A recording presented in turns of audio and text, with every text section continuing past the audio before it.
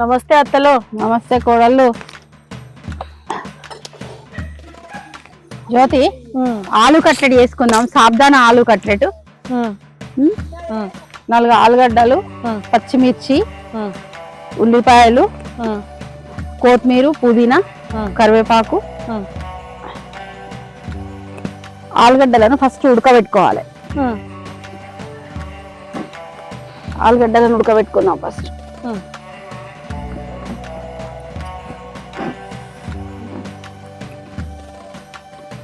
ఉడకబెట్టుకున్న ఆలుగడ్డలను పొట్టు తీసుకోవాలి. ఏమో మంచిగా ఉడికినాయి కదా అత్తమ్మ ఆలుగడ్డలు. మంచిగా ఉడికినాయి అమ్మ.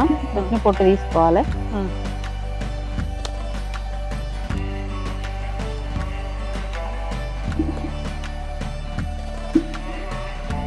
4 ఆలుగడ్డలు తీసుకొని మంచిగా ఉడికిపోయినాయి. పొట్టు తీసుకొని 1/2 కేజీ ఆలుగడ్డలు.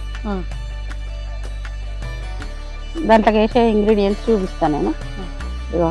ఉల్లిపాయలు, ఆలుగడ్డ చితుపు, సాబ్దానా,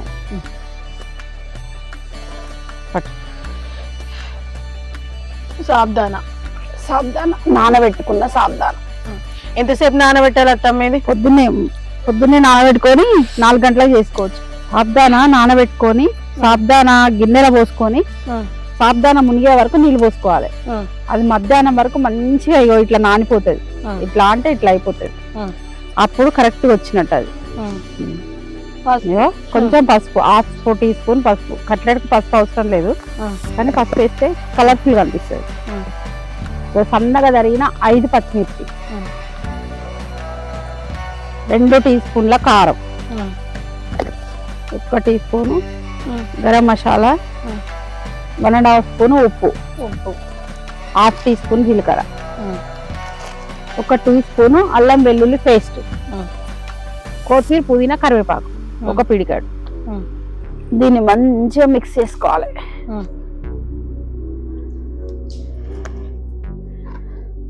అలోపల పెంక పెట్టుకుందాం అత్తమ్మ. పెట్టుకుందాము. ఆయిల్ గా అయిపోతుంది కదా. అవును, అవుతుంది. పెట్టేసుకుందాం. పెట్టండి. పై కూడా మండిపోతుంది కదా. ఇష్టం ఉన్నోళ్ళేమో కొంచెం పెద్దగానైనా చేసుకోవచ్చు, లేదు అంటే చిన్నగానైనా చేసుకోవచ్చు, గారెలలాగా.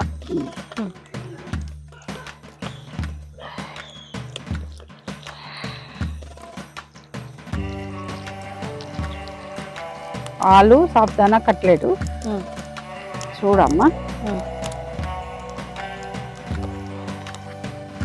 పోతే ఇట్లనే ఇద్దాం.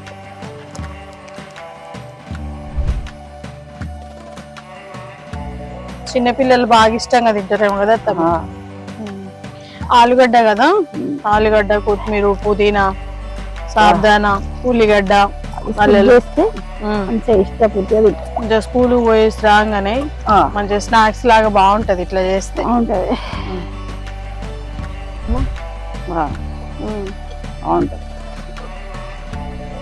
అయింది అత్తమ్మ? అయిందమ్మా. టేస్ట్ చూద్దామా మరి. ఆలు కట్లెట్ రెడీ. ఆలు సాబ్దానా కట్లెట్ రెడీ. సాబ్దానా ఆలు కట్లెట్ రెడీ అయింది. తిని చూద్దామమ్మా. తీసుకో.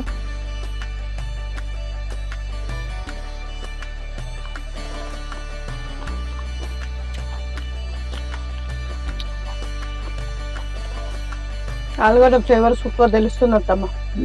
చిన్నపిల్లలు అయితే బాగా ఇష్టంగా తింటారు.